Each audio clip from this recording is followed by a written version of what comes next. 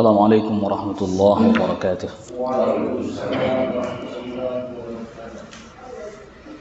إن الحمد لله نحمده ونستعينه ونستغفره ونعوذ بالله من شرور أنفسنا ومن سيئات أعمالنا. من يهده الله فلا مضل له ومن يضلل فلا هادي له. أشهد أن لا إله إلا الله وحده لا شريك له وأشهد أن محمدا عبده ورسوله. يا أيها الذين آمنوا اتقوا الله حق تقاته ولا تموتن إلا وأنتم مسلمون.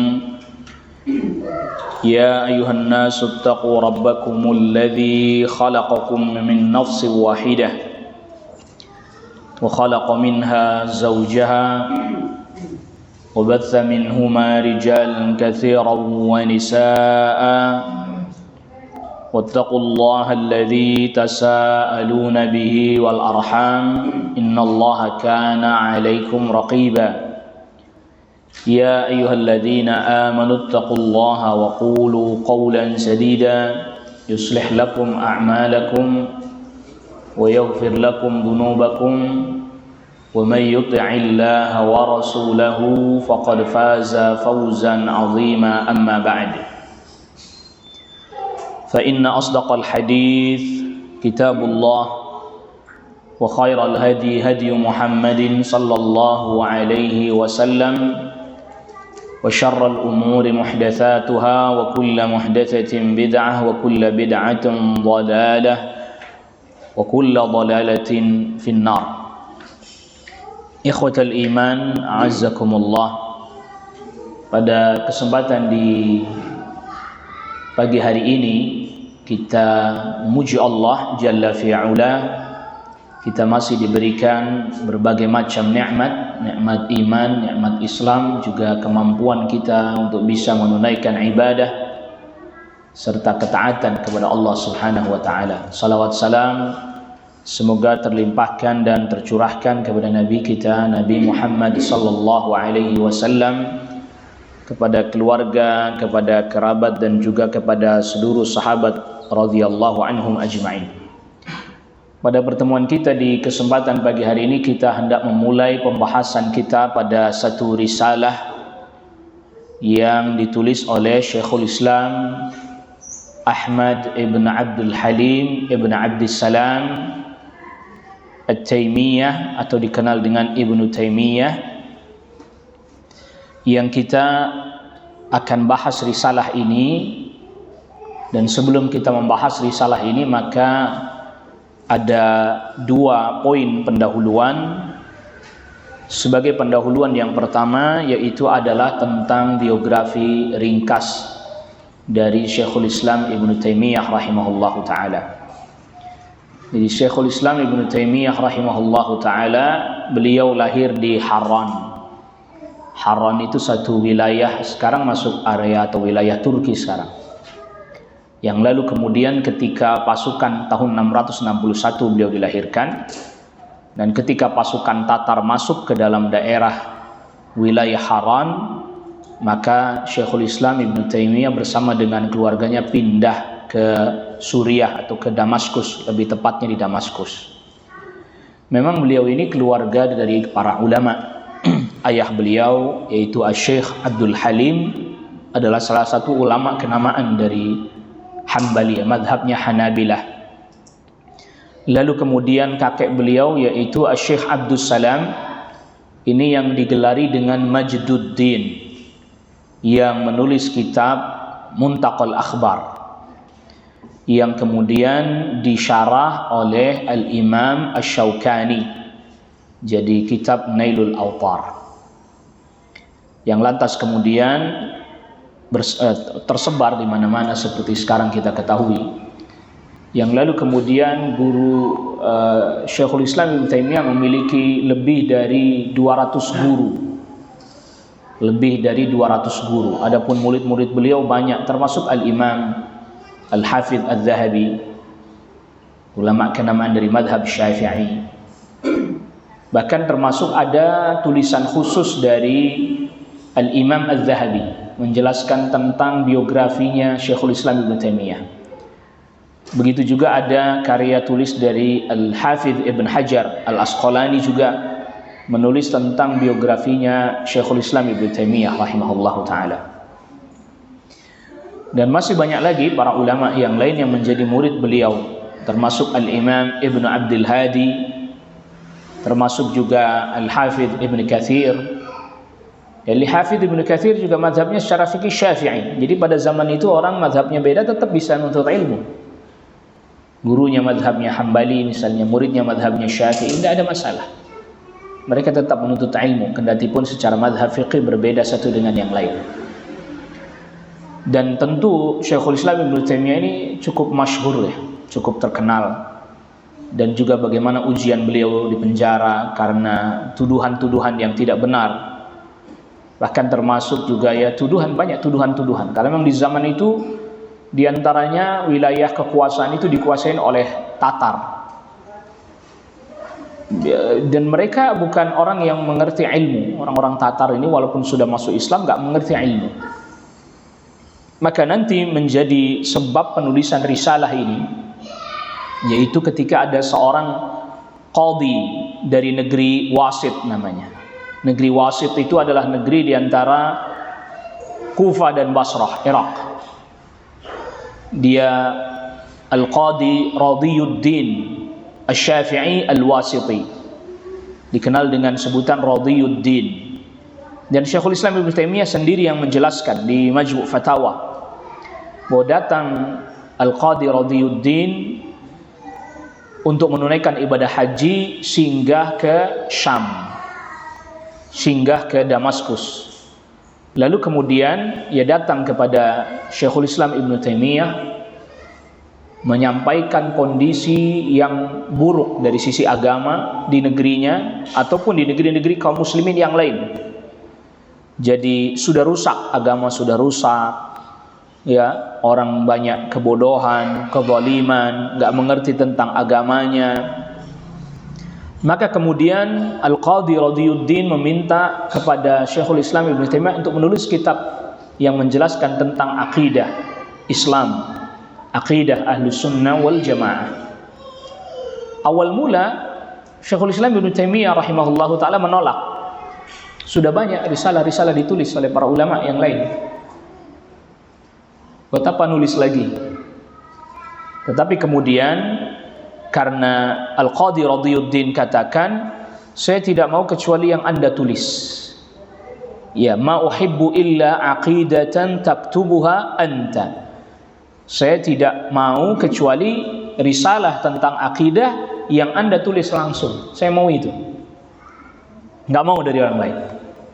Maka akhirnya kemudian Syekhul Islam Ibnu Taimiyah rahimahullahu taala menulis akidah Wasithiyah ini karena dinisbatkan kepada negeri Wasit. Wasithiyah itu nama negeri ya, Wasit, yaitu negeri yang ada di pertengahan antara Kufah dan Basrah.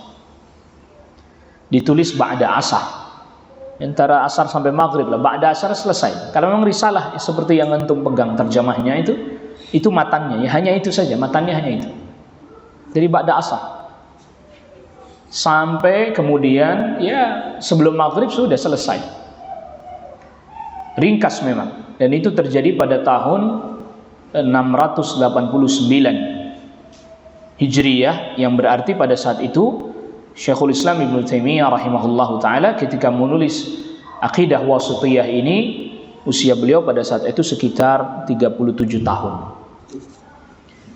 Ya, sekitar usia 37 tahun. Nah, 27 tahun ya. 661 689, 27 tahun, Masya Allah. Ya, usia muda sekali. Karena memang beliau di usia 17 tahun, 18 tahun sudah dibolehkan berfatwa. Di usia 27 tahun sudah nulis risalah, isinya ayat, hadis, semua dari hafalannya. Semua dari hafalannya, tidak ada lihat kitab, nggak ada. Bahkan sempat beliau pernah di penjara itu nggak boleh ada kitab masuk dikirim. Tapi akhirnya menulis kitab di penjara dari hafalannya. Itu adalah merupakan nikmat yang Allah berikan kepada Syekhul Islam rahimahullahu taala. Nah, risalah ini memiliki beberapa keutamaan. Aqidah Wasithiyah ini memiliki beberapa keutamaan dibandingkan kitab-kitab yang semisal dengan Wasithiyah yang ditulis sebelumnya. Karena sebelumnya ada Lum'atul I'tiqad karya Al-Imam Ibnu Qudamah Al-Maqdisi. Itu lebih dulu. Bedanya dengan Syekhul Islam Ibnu Taimiyah sekitar 100 tahunan masanya. Jauh.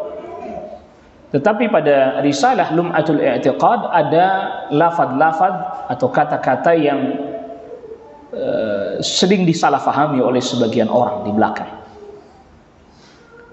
Lalu kemudian jauh sebelum itu lagi adalah Al-Aqidah At-Tahawiyah, Aqidah Tahawiyah yang ditulis oleh Al-Imam Abu Ja'far At-Tahawi. Kalau itu nama kitabnya disandarkan kepada penulisnya, itu Al-Imam At-Tahawi. Itu juga sama.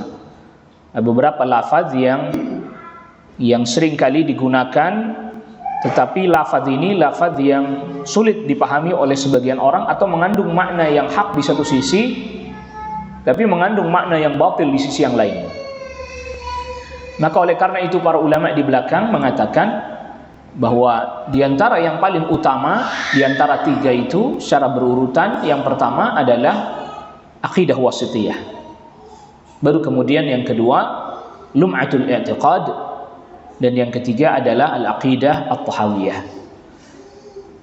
Nah, maka risalahnya Syekhul Islam Ibnu Taimiyah rahimahullahu taala ini termasuk risalah yang afdal, yang paling utama di antara tiga itu, dengan beberapa alasan.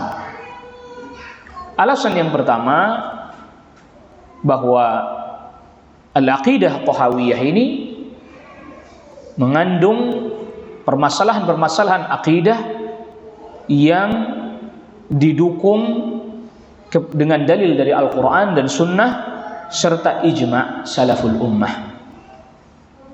Ini yang pertama.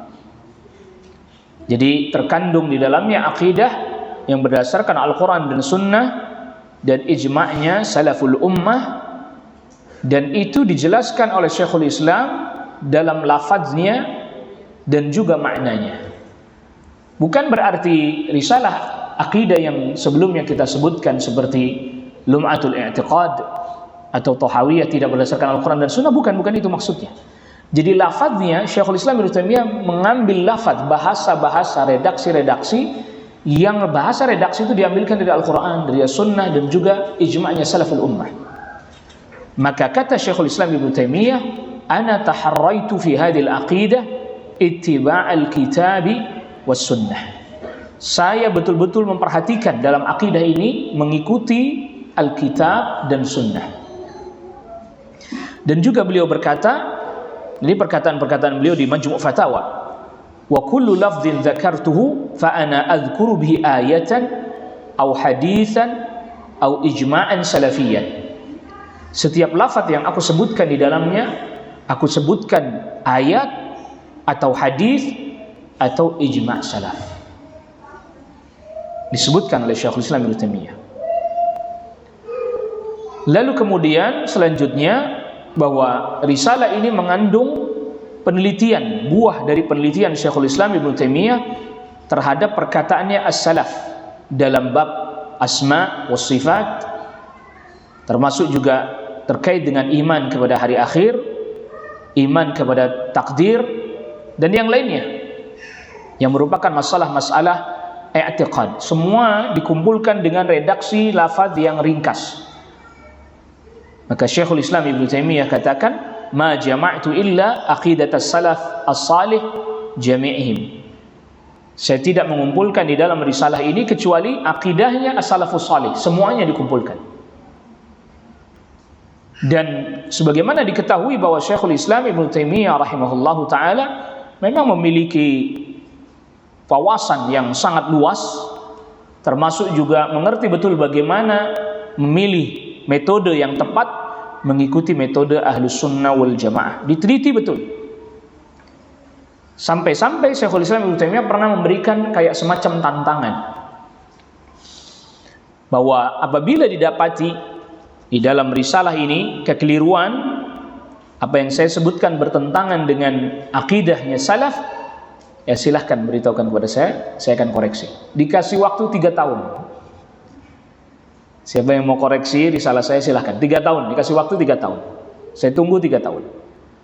Kata Syekh, qad amhaltu kulla man khalafani fi syai'in minha 3 sinin. Saya telah berikan penangguhan waktu bagi siapa orang yang menyelisih saya dalam masalah ini 3 tahun. 3 tahun. Fa in jaa bi harfin wahidin an ahadin min al-qurun ats-tsalatsa allati athna 'alaiha an-nabi yukhalifu ma dzakartuhu fa ana raji'un an dzalik.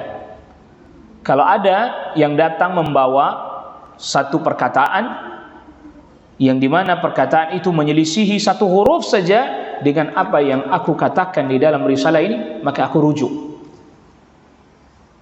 Nah, luar biasa ini Syekhul Islam Ibnu Taimiyah kasih waktu orang-orang yang berseberangan dengan beliau, silahkan cari kesalahan saya lewat risalah ini, silahkan 3 tahun kasih waktu. Silahkan cari kesalahan. Ada nggak didapati kesalahan-kesalahan kekeliruan yang menyelisihi aqidatus salaf? Diberi waktu 3 tahun, nggak ada. Iya, tidak ada. Maka oleh karena itulah Syekhul Islam Ibnu Taimiyah sampai tidak menggunakan beberapa istilah yang itu tidak digunakan di dalam Al-Quran ataupun dalam hadis, kendati pun itu memiliki makna yang benar di satu sisi, tapi memiliki makna yang keliru di sisi yang lain. Maka penting sekali antum memahami mustalahat, istilah-istilah. Belajar kitab atau risalah atau matan-matan akidah seperti ini, kita pun harus mengerti istilah-istilah yang digunakan, yang dipakai, agar kita tidak keliru memahami. Seperti istilah takwil. Apa yang dimaksud dengan takwil misalnya? Seperti istilah tashbih. Ini tidak dipakai oleh Syekhul Islam Ibnu Taimiyah di dalam risalah ini. Kenapa tidak digunakan? Karena tadi dia memiliki makna yang sahih di satu sisi, dia memiliki makna yang batil di sisi yang lain, dan juga tidak digunakan lafaz ini dalam Al-Quran dan Sunnah. Sampai seperti itu berhati-hatiannya Syekhul Islam Ibnu Taimiyah. Dan di antara keutamaan risalah ini juga adalah risalah ini risalah yang ringkas, tetapi mengandung poin-poin yang sangat penting di dalam akidah Ahlus Sunnah wal Jamaah.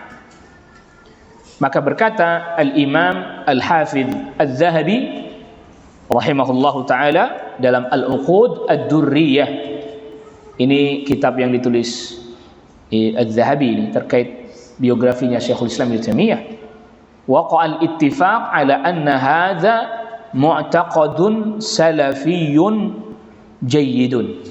Telah terjadi kesepakatan bahwa risalah yang ditulis ini adalah risalah yang berisikan akidah salafi yang baik. Begitu juga Al-Imam Al-Hafidh Ibn Rajab. Berkata Al-Imam Al-Hafidh Ibn Rajab ini dalam Al-Dhail ala Tabaqat Al-Hanabilah, waqa'a al-ittifaq ala anna hadhi aqidatan sunniyah, ala anna hadhi aqidatun sunniyatun salafiyatun, bahwa risalah ini risalah yang berisikan akidah sunni salafi. Ini diantara pujian para ulama setelahnya terhadap karyanya Syekhul Islam Ibnu Taimiyah ini. Oleh karena itulah banyak para ulama menjelaskan, memberikan ta'liq, memberikan syarah terhadap risalah ini. Banyak sekali risalah atau syarah-syarah dari para ulama yang terkait dengan hal ini. Syarahnya Syekh Muhammad bin Shalih Al-Utsaimin rahimahullahu ta'ala, Khalil Hirras dan yang lainnya. Ya, banyak sekali. Tapi kita coba ambil syarah dari yang ringkas dari syarahnya Syekhul Islam Ibnu Taimiyah sendiri. Jadi pembahasan pada Al-Aqidah Al-Wasithiyah kita kali ini, syarahnya kita ambilkan dari perkataannya Syekhul Islam Ibnu Taimiyah itu sendiri, yang dikumpulkan oleh Syekh Khalid Al-Muslih hafizahullah ta'ala. Jadi ada syarah Aqidah Wasithiyah yang syarahnya diambilkan dari perkataan-perkataan Syekhul Islam Ibnu Taimiyah, seperti yang di Majmu' Fatawa dan seterusnya. Jadi seakan-akan Syekhul Islam Ibnu Taimiyah mensyarah Wasithiyah sendiri. Naam. Asy-Syaikh memulai risalah ini dengan Bismillahirrahmanirrahim.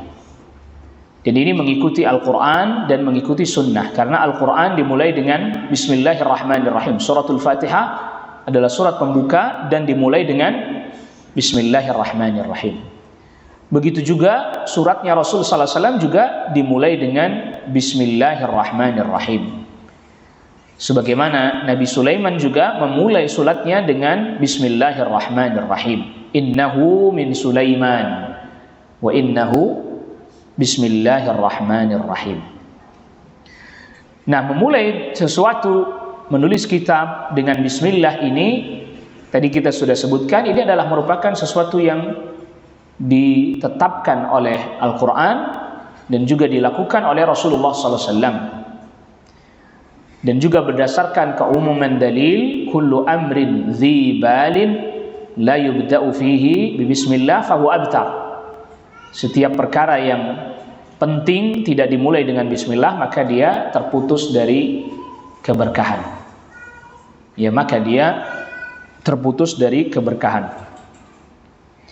Dan Bismillahirrahmanirrahim maknanya adalah kita memohon pertolongan kepada Allah dengan menyebut nama Allah, termasuk juga memohon keberkahan dengan menyebut nama Allah. Jadi kalau dalam bahasa Arab itu nggak ada yang namanya tiba-tiba orang bicara dengan menyebut nama Allah, itu nggak ada dalam bahasa Arab. Harus ada didahului sebelumnya, ada kalimat sebelumnya, atau dikira-kirakan kalimat setelahnya. Maka biasanya para ulama mengatakan kalau Bismillahirrahmanirrahim ini kalau Anda membaca, ya berarti saya membaca dengan menyebut nama Allah. Atau misalnya menulis kitab, ya saya menulis dengan menyebut nama Allah yang maha luas rahmatnya, Ar-Rahman Ar-Rahim, yang selalu melimpahkan rahmatnya. Allah adalah A'zam, Al-Ismul A'zam, nama Allah yang paling agung. Dan ini disebutkan oleh semisal Al-Imam Al-Hafidh Ibnu Mandah, bahwa Allah adalah nama yang paling agung bagi Allah Rabbul Alamin, sehingga tidak ada zikir kecuali pasti menggunakan nama ini. Allahu Akbar, Alhamdulillah, Subhanallah, La haula wa la quwwata illa billah, pasti menggunakan nama ini, tidak menggunakan nama yang lain. Maka di dalam Bismillahirrahmanirrahim, nama Allah ini pertama disebut Bismillah, yang menyebut nama Allah, karena nama Allah ini termasuk nama yang di dalamnya terkandung sifat uluhiyah, bahwa hanya Allah yang berhak untuk diibadahi. Ar-Rahman, yang maknanya adalah yang maha luas rahmatnya, Aidzur rahmah al-wasi'ah, yang luas rahmatnya Allah. Ini sifat yang terkait dengan zat Allah, bahwa Allah memiliki sifat rahmah. Adapun Ar-Rahim, yang selalu melimpahkan rahmah kepada hambanya. Oleh karena itulah Ar-Rahim itu lebih kepada orang mukmin, karena orang mukmin selalu diberikan rahmat oleh Allah, baik di dunia ataupun di akhirat. Adapun secara umum Ar-Rahman ini mengandung rahmat Allah yang luas, yang ammah, mencakup di dalamnya orang kafir dan seterusnya.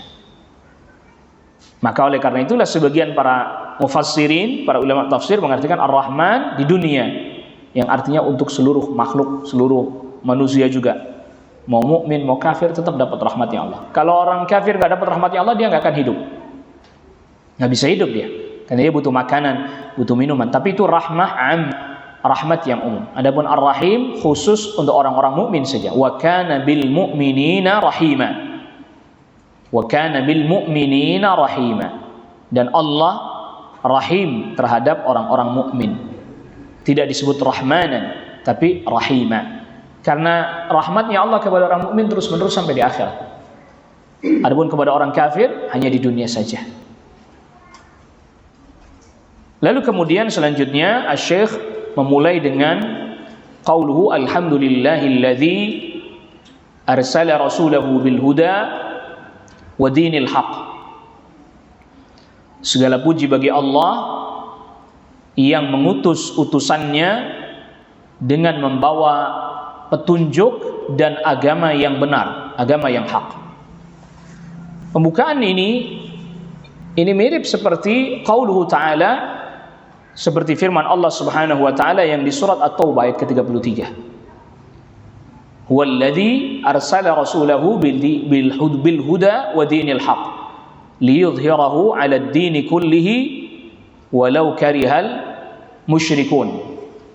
Jadi muqaddimahnya Syekhul Islam Ibnu Taimiyah rahimahullahu taala di dalam risalah ini itu diambilkan dari firman Allah Subhanahu wa taala di surat At-Taubah ayat ke-33. Alhamdulillahilladzi arsala rasulahu bil huda wa dinil haqq. Sedangkan Allah berfirman, huwallazi arsala rasulahu bil huda wa dinil haqq. Jadi apa yang dikatakan oleh Syekhul Islam Ibnu Taimiyah diambilkan dari ayat. Segala puji bagi Allah yang mengutus utusannya. Alhamdu, pujian, kata Syekhul Islam Ibnu Taimiyah, maknanya adalah al-ikhbaru bimahasinil mahmudi ma'al mahabbah. Memberitahukan, mengkhabarkan sifat-sifat kebaikan yang dipuji disertai dengan kecintaan. Itu namanya alhamd. Ya, memberitahukan atau mengkhabarkan kebaikan-kebaikan yang dipuji disertai dengan kecintaan. Yang dimaksud sini adalah Allah Rabbul Alamin. Dan alhamdu menggunakan alif lam itu maknanya adalah istighraq al-jins, menghabiskan semua jenis pujian. Pokoknya pujian apapun semuanya pasti kembali kepada siapa? Kepada Allah Rabbul Alamin. Orang puji manusia, kita puji sesama kita, kembali kepada Allah, karena tidak ada kebaikan pada manusia kecuali diberi oleh Allah Rabbul Alamin. Lalu kemudian Ar-Rabb, alhamdulillahi Rabbil Alamin, ini menunjukkan sifat rububiyah. Menunjukkan sifat rububiyah.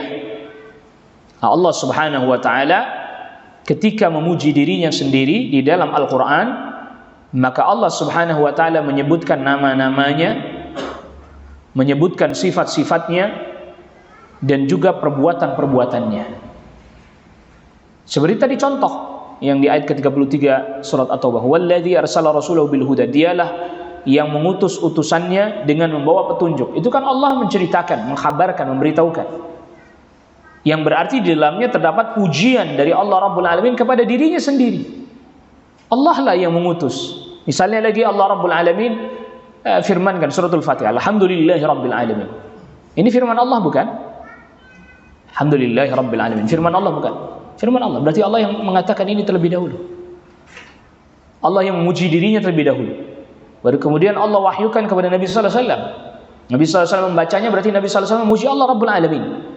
Lalu kemudian Nabi sallallahu alaihi wasallam memberitahukan kepada umatnya, umat membaca, maka kemudian umat memuji Allah Rabbul Alamin. Maka yang pertama kali memuji Allah Rabbul Alamin Allah sendiri.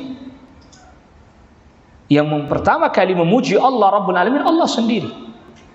Misalnya lagi yang di suratul Kahfi, permulaan suratul Kahfi, alhamdulillahilladzi anzala ala 'abdihi al-kitaba wa lam yaj'al lahu 'iwaja.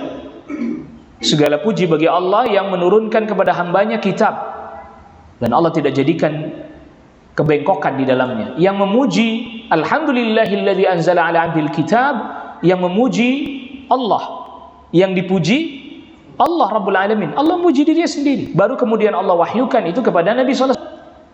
Nabi sallallahu alaihi wasallam baca ayat itu, Nabi memuji Allah Rabbul Alamin. Lalu Nabi SAW bacakan kepada umat, umat pun membacanya, umat memuji Allah Rabbul Alamin. Maka yang pertama kali memuji Allah adalah Allah Rabbul Alamin. Dan apabila Allah memuji dirinya, maka disebutkan nama seperti alhamdulillahi Rabbil Alamin, lillah, Allah, Rabbil Alamin, Rabb, itu nama. Ar-Rahmanir Rahim, itu nama. Begitu juga menyebutkan sifat-sifat dan perbuatan-perbuatan Allah.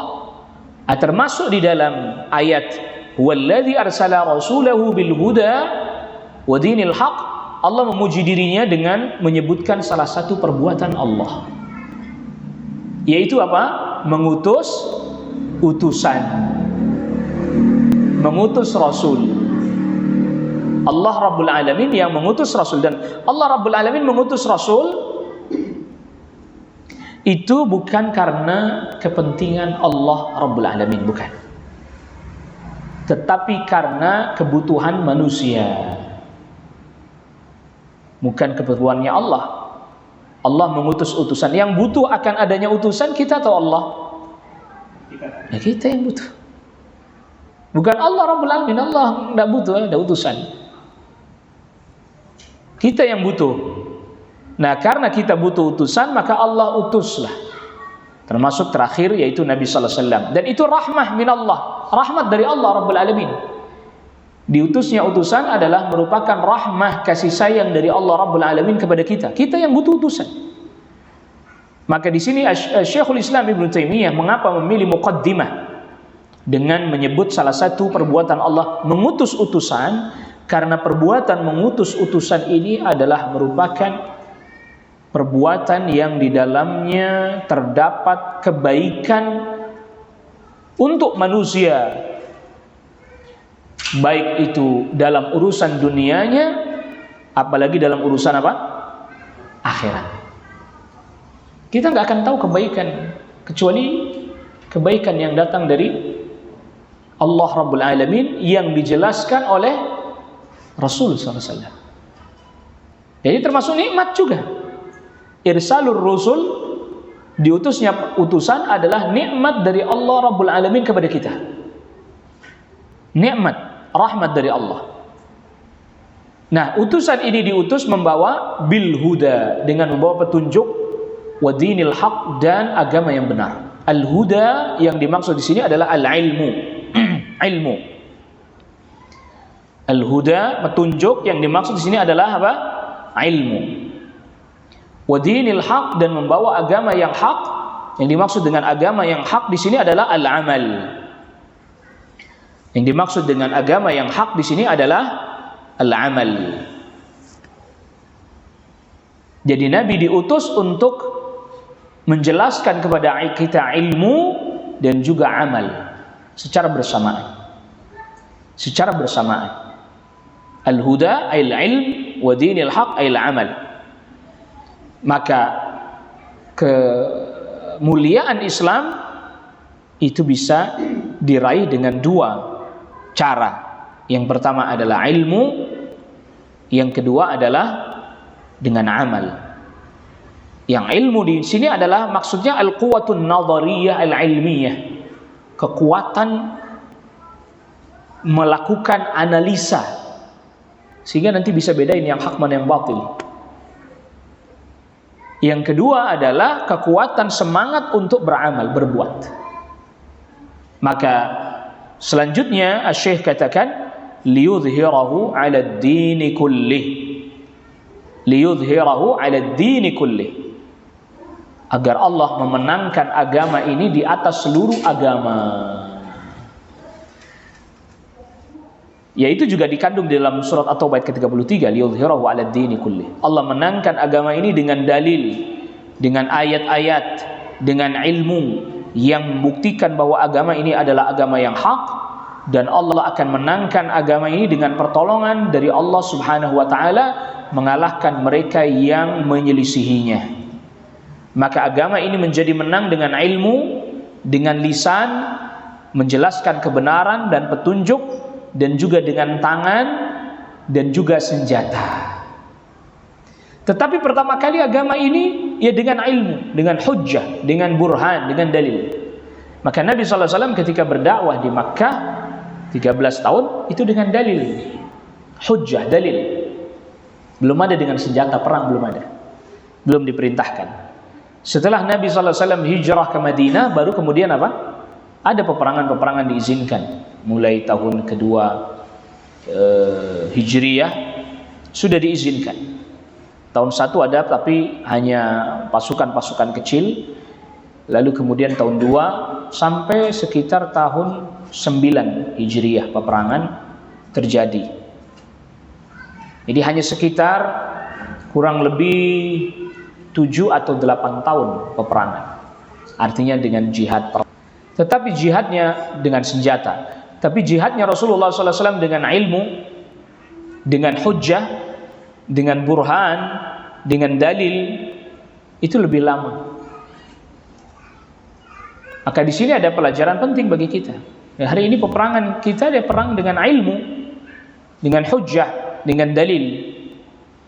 Itulah mengapa para ulama termasuk Syekh bin Baz rahimahullahu taala katakan, maka jihadnya hari ini adalah jihad dengan ilmu.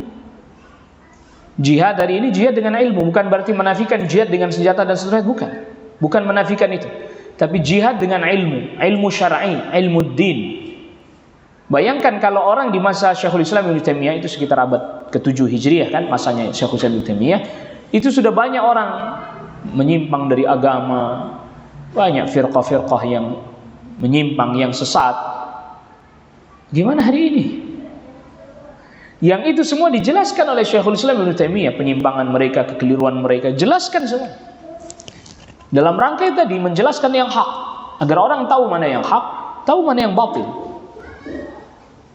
Dan maka Rasulullah SAW diutus tadi membawa al-huda bil huda, bawa petunjuk, penjelasan, ilmu, ayat, dalil, bukti-bukti kebenaran. Yang itu nggak bisa disanggah. Perlu kita fahami itu. Bukti-bukti kebenaran yang didatangkan, dalil-dalil yang didatangkan, dibawakan oleh Rasul sallallahu alaihi wasallam, itu tidak bisa disanggah, nggak bisa dibantah oleh orang-orang yang menentang Rasul sallallahu alaihi wasallam, nggak bisa. Hatta orang Quraisy sekalipun nggak bisa membantah itu, nggak bisa menyanggah itu. Bahkan sampai diminta untuk mendatangkan yang semisal Al-Quran, mereka nggak akan bisa. Bikin ayat yang kayak Al-Quran, satu surat yang paling pendek seperti Al-Quran, nggak bisa. Mereka nggak bisa melakukan itu. Ya, satu surat yang paling pendek. Fa'tu bi suratin min mithlih. Datangkan yang satu surat yang paling pendek semisal Al-Quran, nggak bisa mereka lakukan itu. Itu maknanya berarti mereka nggak bisa membantah. Sebagaimana para ulama ketika mendatangkan hujjah, bukti, dalil yang terang, nggak bisa dibantah sebenarnya. Kalau sudah nggak bisa bantah, maka ahlul batil hanya menempuh dua cara, la thalitha laha, dua cara yang tidak ada yang ketiga. Imma mereka menggunakan power, kekuatannya, kekerasan, wa imma dengan melecehkan, merendahkan dan menghinakan. Udah itu aja. Nggak bisa bantah, nggak bisa sanggah, ya melecehkan, menghina. Atau ya tadi membuat julukan-julukan yang buruk. Tak ada jalan yang ketiga. Maka oleh karena itulah Ahlus Sunnah wal Jamaah dia betul-betul dikenal dengan ilmu.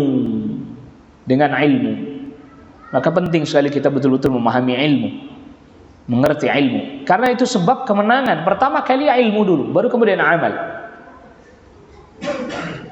Nah, maka umat ini diberikan oleh Allah Rabbul Alamin kemenangan dengan ilmu dan amal. Maka kita selalu mohon kepada Allah Rabbul Alamin hidayah agar diberikan ilmu dan juga amal. Jadi siratal mustaqim itu adalah ilmu dan amal. Ihdinas siratal mustaqim, berikan kami petunjuk kepada jalan yang lurus. Siratal ladzina an'amta alaihim, yaitu jalannya orang-orang yang kau beri nikmat kepada mereka. Ghairil maghdubi alaihim, bukan jalannya orang yang dimurkai. Siapa mereka? Yahudi. Yahudi punya ilmu tidak beramal. Maka siratal mustaqim ilmu dan amal. Waladhdallin, dan juga bukan orang yang tersesat. Mereka adalah an-nasara, beramal tapi enggak didasari atas dasar ilmu. Dan yang dimaksud ilmu di sini ilmu yang datang dari Allah Rabbul Alamin. Bukan ilmu orang mikir-mikir sendiri, bukan. Ilmu yang datang dari Rasul sallallahu alaihi wasallam. Bukan ilmu yang orang pikir-pikir sendiri menurut pendapatnya sendiri. Yang datang dari Allah Rabbul Alamin. Yang datang dari penjelasannya salaf. Wa kafa billahi syahida. Dan cukuplah Allah menjadi saksi bahwa Nabi sallallahu alaihi wasallam adalah utusan Allah. Ya, ini ada hal yang penting yang perlu kita fahami. Pertama, persaksian yang kita ucapkan asyhadu an la ilaha illallah, ini yang pertama kali mempersaksikan ini adalah Allah Rabbul Alamin, yang mempersaksikan bahwa tidak ada ilah melainkan hanya Allah. Yang pertama kali bersaksi adalah Allah Rabbul Alamin. Syahidallahu annahu la ilaha illahu wal malaikatu wa ulul ilmi qa'iman bil qisti la ilaha illa huwal azizul hakim. Surah Ali Imran ayat ke-18. Allah bersaksi bahwa sesungguhnya tidak ada ilah melainkan Dia. Allah yang bersaksi lebih dulu. Jadi syahadatut tauhid, syahadat uluhiyah, yang pertama kali bersaksi Allah Rabbul Alamin, bersaksi untuk dirinya sendiri. Begitu juga persaksian bahwa Nabi sallallahu alaihi wasallam, Muhammad sallallahu alaihi wasallam adalah utusan Allah. Yang pertama kali bersaksi bahwa Nabi sallallahu alaihi wasallam adalah utusan Allah, Allah Rabbul Alamin. Allah Rabbul Alamin. Ya, yang itu kemudian diberitahukan oleh Allah Rabbul Alamin kepada umat-umat terdahulu di dalam kitab-kitab mereka. Tapi kemudian mereka apa? Sembunyikan. Maka Allah Subhanahu wa taala berfirman, "Wa man adlamu mimman katama syahadatan 'indahu min Allah, wa ma Allahu bighafilin 'amma ta'malun." Ini surat Al-Baqarah 140. Tidak ada orang yang paling zalim melainkan orang yang menyembunyikan persaksian yang ada pada dirinya dari Allah Rabbul Alamin. Itu persaksian bahwa akan datang nanti Nabi di akhir zaman, ciri-cirinya begini dan begitu seterusnya. Mereka sembunyikan itu. Ahlul kitab menyembunyikan itu. Wa mallahu bighafilin 'amma ta'malun. Dan Allah tidak lalai dari apa yang mereka perbuat. Jadi yang bersaksi bahwa Muhammad sallallahu alaihi wasallam adalah utusan Allah itu Allah Rabbul Alamin lebih dulu.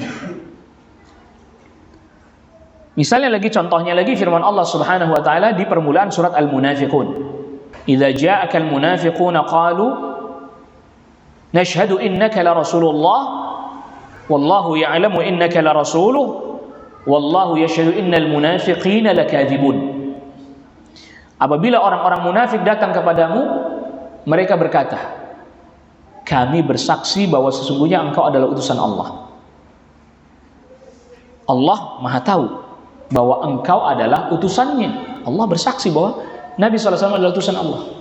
Dan Allah bersaksi bahwa orang munafik itu mereka pendusta, mereka bohong.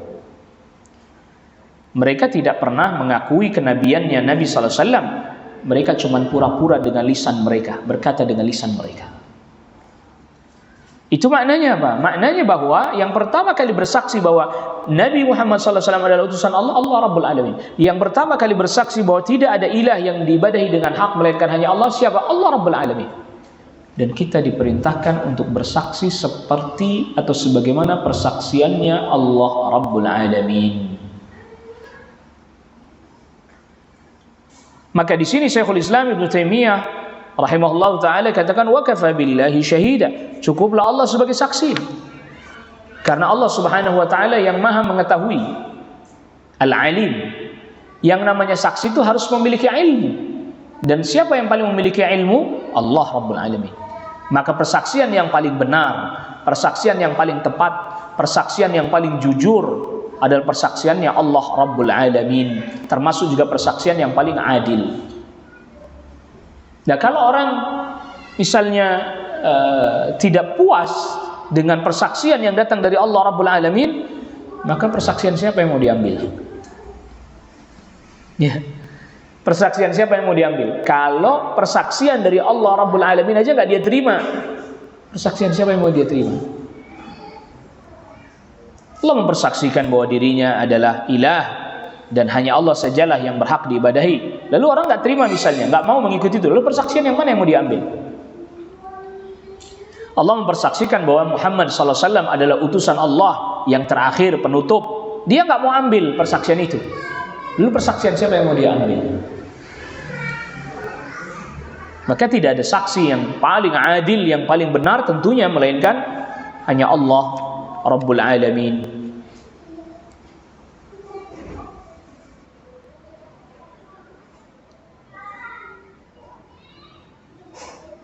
Lalu kemudian selanjutnya berkata Syekhul Islam Ibnu Taimiyah, wa asyhadu an la ilaha illallah wahdahu la syarika lah iqraran wa tauhidan wa asyhadu anna Muhammadan abduhu wa rasuluh sallallahu alaihi wa ala alihi wa sahbihi wa sallama tasliman mazida. Ini masih muqaddimah. Dan aku bersaksi bahwa tidak ada ilah yang diibadahi dengan benar melainkan hanya Allah saja. Tidak ada sekutu baginya. Dan aku juga bersaksi, ini iqraran wa tauhidan, yang menetapkan dan juga tauhid. Artinya iqraran wa tauhidan, ya diyakini tapi juga diamalkan. ya, syahadat ini diucapkan, lalu kemudian diikrarkan, diyakini, lalu kemudian wa tauhidan diamalkan, dipraktekkan. Dan membaca syahadat ini dianjurkan sebagaimana di dalam hadis-hadis yang menjelaskan tentang khutbatul hajah. Itu mesti ada asyhadu an la ilaha illallah ada. Innal hamdalillah nahmaduhu wa nasta'in wa astaghfiruh wa na'udzu billahi min shururi anfusina min sayyiati a'malina may yahdihillahu fala mudilla lahu wa may yudlil fala hadiya lahu. Asyhadu an la ilaha illallah wahdahu la syarika lah. Mesti ada di dalam muqaddimah. Ini agar mengingatkan kepada kita akan tauhid sebagai pokok Islam, yaitu perkataan syahadat la ilaha illallah yang membedakan antara ahlul jannah dan ahlun nar. Dan la ilaha illallah ini adalah thamanul jannah, kata Syekhul Islam. Artinya harga yang harus dibayar untuk mendapatkan apa? Surga. Tapi tentunya tauhid dipraktekkan, ya, bukan cuma diucapkan. Yang tidak sah Islam kecuali dengan membaca kalimat ini. Maka ini disebutkan di dalam khutbah muqaddimah ini agar supaya mengingatkan kita akan pokok Islam, yaitu tauhid. Dan Syekhul Islam mengisyaratkan dengan perkataannya iqraran wa tauhidan. Iqraran wa tauhidan itu yang meyakini tapi juga diamalkan, dipraktekkan. Bukan hanya diucapkan dan diyakini tapi enggak dipraktekkan, enggak diamalkan. Atau diucapkan, diyakini tapi prakteknya bertentangan dengan yang dia ucapkan. Maka kita sudah pernah singgungkan pada pembahasan atau kajian kita yang di bulan lalu. Karena orang tidak paham akan kalimat syahadat, dia ucapkan, tapi dia sendiri melakukan perbuatan yang bisa membatalkan syahadatnya. Nauzubillah, nasallallahu alaihi wasallam. Dia yakin, dia betul yang diibadahi Allah, dia yakin itu. Tapi kemudian dia sekutukan Allah. Itu kan berarti tidak tauhid dia. Maka di dalam lafaz yang dibawakan oleh Syekhul Islam Ibnu Taimiyah ada dua penguat. Asyhadu an la ilaha illallah wahdah. Wahdah ini penguat, hanya Allah saja. La syarikalah, ini juga penguat yang kedua, tidak ada sekutu baginya. Sudah hanya Allah saja, tak ada sekutu baginya. Jadi ini memperkuat iqraran wa tauhidan. Ia mengikrarkan, meyakini, dia ucapkan dan meyakini, wa tauhidan, dan dia praktekkan juga begitu sama. Ucapannya, keyakinannya, perbuatannya sama. Adapun orang munafik, ucapannya, keyakinannya dengan perbuatannya berbeda. Ucapannya mengucapkan syahadat, keyakinannya enggak meyakini itu. Perbuatannya kendati pun menampakkan seolah-olah dia menunaikan apa yang menjadi konsekuensi syahadat, tapi hatinya tidak mengimaninya. Munafik, nifaq. Adapun orang kafir yang enggak mau mengucapkan syahadat, yang enggak mau mengucapkan syahadat, ia tidak meyakininya, ia tidak juga mengamalkannya. Itu orang-orang musyrik Quraisy begitu. Tidak mengucapkan syahadat, tidak meyakininya, walaupun dia faham arti dan maknanya, dan juga tidak melakukan praktek amal dari apa yang diucapkan itu. Wa asyhadu anna Muhammadan abduhu wa rasuluh, dan aku bersaksi bahwa sesungguhnya Nabi Muhammad SAW adalah hamba dan utusan Allah. Di sini ada poin penting. Kenapa menggunakan redaksi abduhu wa rasuluh? Abduhu ini berarti maknanya bahwa tidak boleh seseorang hulu, berlebihan kepada Nabi SAW, karena Nabi SAW adalah hamba. Wa rasuluh, kendati pun beliau hamba, tapi dia adalah utusan Allah. Beliau adalah utusan Allah yang kita wajib ittiba, mengikuti beliau sallallahu alaihi wasallam. Jadi ada dua poin penting. Beliau sallallahu alaihi wasallam hamba, tapi di sisi lain juga adalah rasul. Nah, ini ada yang terjadi kekeliruan. Maka mencintai Rasul sallallahu alaihi wasallam harus ditunjukkan dengan dua makna ini, abduhu wa rasuluh. Dengan tidak hulu dan dengan ittiba. Jangan dibalik. Jangan dibalik. Nah, yang terjadi adalah sebaliknya. Waliyadzubillah. Sebagian orang terjadi sebaliknya. Mencintai Rasul sallallahu alaihi wasallam dengan hulu dan meninggalkan ittiba. Yang terjadi sekarang bukan abduhu wa rasuluh, tapi hulu dan meninggalkan ittiba. Padahal mencintai Rasul sallallahu alaihi wasallam adalah dengan tidak hulu dan ittiba. Wa rasuluh terkandung makna itu. Terkandung makna itu. Tapi yang terjadi apa? Mencintai Rasul ghulu, berlebihan. Memuji menyanjung berlebihan. Padahal Rasul melarang itu. Lalu kemudian dengan melanggar apa yang Rasul sallallahu alaihi wasallam ajarkan. Tapi kemudian atas nama cinta kepada Rasul sallallahu alaihi wasallam. Nah, ini mengisyaratkan bahwa kita harus paham betul makna wa asyhadu anna Muhammadan abduhu wa rasuluh. Kalau enggak ya itu jadi permasalahan. Sallallahu alaihi, semoga Allah melimpahkan salawatnya kepada Nabi sallallahu alaihi wasallam wa ala alihi wa sahbihi, dan kepada keluarga dan sahabatnya. Salawatnya Allah kepada Nabi sallallahu alaihi wasallam maknanya adalah Allah memuji Rasul sallallahu alaihi wasallam dan Allah menampakkan keagungan serta kemuliaan Nabi sallallahu alaihi wasallam, serta Allah menambahkan pengagungan kepada Nabi sallallahu alaihi wasallam. Itu makna salawatnya Allah kepada Nabi sallallahu alaihi wasallam. Allah tambahkan keagungan, Allah tambahkan kemuliaannya, Allah tambahkan lagi rahmatnya. Itu makna salawat kita. Jadi kan kita berdoa kepada Allah ya. Allahumma salli ala Muhammad wa ala ali Muhammad. Ya Allah, limpahkan salawat. Apa maknanya salawat ini? Tadi ditambahkan kemuliaan, keagungannya Nabi di sisi Allah Rabbul Alamin, semakin didekatkan kedudukannya kepada Allah Rabbul Alamin. Itu makna salawat. Makna salawat. Dan salawat itu adalah doa. Kita berdoa kepada Allah agar Allah tambahkan pengagungan, kemuliaan kepada Rasul sallallahu alaihi wasallam. Bukan kita minta sama Rasul, bukan. Nah kan sebagian orang keliru memahami. Dia baca salawat biar katanya biar cepat dikabulkan, karena Rasul nanti yang meminta kepada Allah agar supaya disegerakan permintaan kita dikabulkan. Ini yang keliru.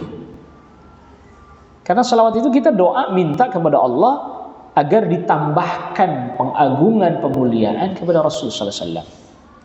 Wa sallama tasliman mazida, dan semoga Allah melimpahkan salam dengan keselamatan tambahan. Apa yang dimaksud dengan salam? Salawat salam. Salam itu artinya keselamatan bagi Rasul sallallahu alaihi wasallam.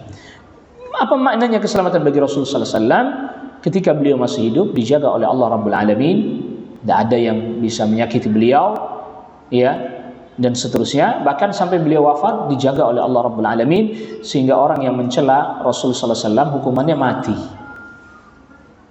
Hukumannya mati. Itu berarti dijaga oleh Allah Rabbul Alamin.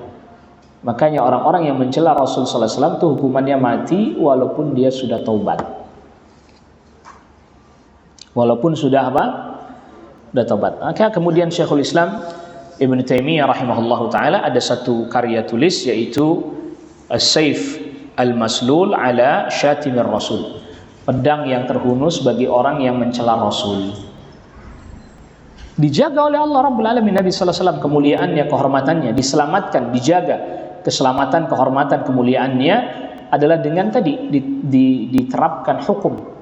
Yang mencela Rasul sallallahu alaihi wasallam hukumannya ya mati. Walaupun dia taubat. Loh, kok begitu ya? Taubatnya kan antara dia dengan Allah Rabbul Alamin. Tapi dia mencela Rasul, merendahkan Rasul, maka dia harus minta maafnya kepada Rasul. Sedangkan Rasul sudah wafat, bisa enggak? Minta maaf kepada Rasul setelah beliau wafat, bisa? Enggak bisa. Makanya kemudian dia dihukum mati. Ini termasuk as-salam tadi. Jadi assalatu wassalam, keselamatan, semoga selalu Allah tambahkan kepada Nabi sallallahu alaihi wasallam. Itu tadi, dijaga kemuliaan beliau ya dari orang-orang yang menghina, melecehkan dan mencela beliau sallallahu alaihi wasallam. Amma ba'd. Berkata Syekhul Islam Ibnu Taimiyah rahimahullahu taala, amma ba'du. Amma ba'du ini biasanya diungkapkan setelah muqaddimah alhamdulillah dan seterusnya. Amma ba'du. Fahada i'tiqadul firqatin najiyati. Ini adalah i'tiqadnya al-firqah an-najiyah, kelompok yang selamat, al-mansurah, yang diberikan kemenangan, ila qiyamis sa'ah, sampai hari kiamat. yaitu ahli sunnati wal jamaah, yaitu ahli sunnah wal jamaah. Perhatikan di sini ada beberapa istilah yang ingin kita jelaskan. Yang pertama adalah i'tiqad. Apa yang dimaksud dengan i'tiqad? I'tiqad itu adalah secara bahasa berasal dari kata-kata i'taqada, masdar dari i'taqada ya'taqidu. Artinya adalah jazmul qalbi wa tasdiquhu. Jadi hati yakin, keyakinan hati dan pembenaran dengan hati. Itu i'tiqad. Secara bahasa berarti adalah jazmul qalbi wa tasdiquhu. Keyakinan hati dan pembenaran hati. Yang sebagian para ulama lagi katakan bahwa di antara makna i'tiqad selain keyakinan dan pembenaran hati, ditambahkan alladzi la yaqbalu at-taraddud, yang tidak ada keraguan, enggak ragu. Nah, maka keyakinan ini harus didasari atas dasar dalil, atau i'tiqad ini harus didasari atas dasar dalil. Dalil baik dari Al-Quran, dari sunnah yang mutawatirah, sunnah mutawatir, hadis mutawatir, ataupun hadis ahad, ataupun dari ijma', bahkan termasuk juga fitrah. Jadi yang namanya i'tiqad, akidah itu harus didukung dalil. Pertama dari Al-Quran, yang kedua dari sunnah. Sunnah ini baik sunnah yang mutawatir ataupun yang ahad. Yang ahad itu maksudnya diriwayatkannya 1 orang, 2 orang, 3 orang, itu namanya ahad. Karena nanti ada kelompok yang menolak hadis ahad. Padahal telah ijma' para ulama, hadis ahad bisa dijadikan hujjah, bisa dijadikan dalil. Tapi ada yang menolak itu, seperti misalnya menolak siksa kubur. Ada kelompok yang menolak apa? Siksa kubur. Siksa kubur itu nggak ada. Kok nggak ada? Iya, karena hadis-hadisnya ahad. Walaupun sahih tapi ahad, diriwayatkan 1 orang, 2 orang.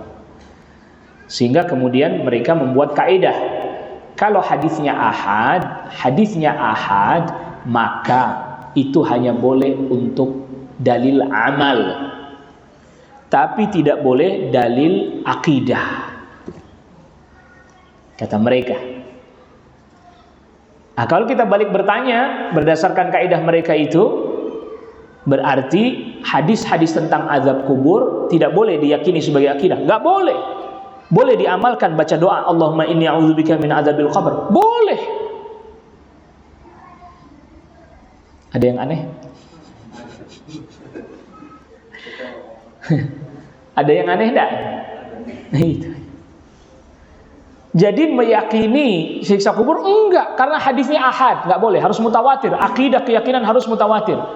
Dia hanya boleh untuk amal saja. Berdasarkan kaidah itu maka kita tanya, berarti enggak boleh diyakini siksa kubur itu ada? Enggak boleh, karena hadisnya tidak mutawatir. Tapi membaca doa Allahumma inni a'udzubika min adzabil qabri boleh? Ya boleh. Ada yang aneh? Ya gimana enggak aneh? Masa enggak diyakini Anda mohon perlindungan tuh gimana coba? Dan sebagian kaidah ini masuk ke dalam kitab-kitab para mutakallimun, para ulama ahlul kalam. Para ulama ahlul kalam.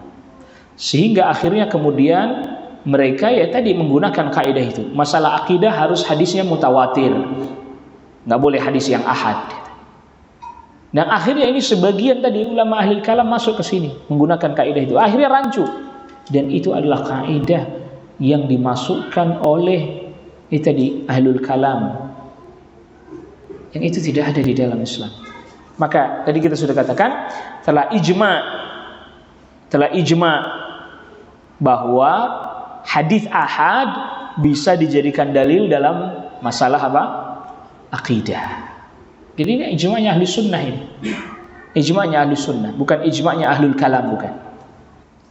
Ya baik, jadi yang menjadi sumber akidah Al-Quran, Kemudian as-sunnah atau hadis, baik yang mutawatir ataupun yang ahad tapi sahih ya. Maksudnya ahad itu diriwayatkan satu, kalau mutawatir yang diriwayatkan banyak.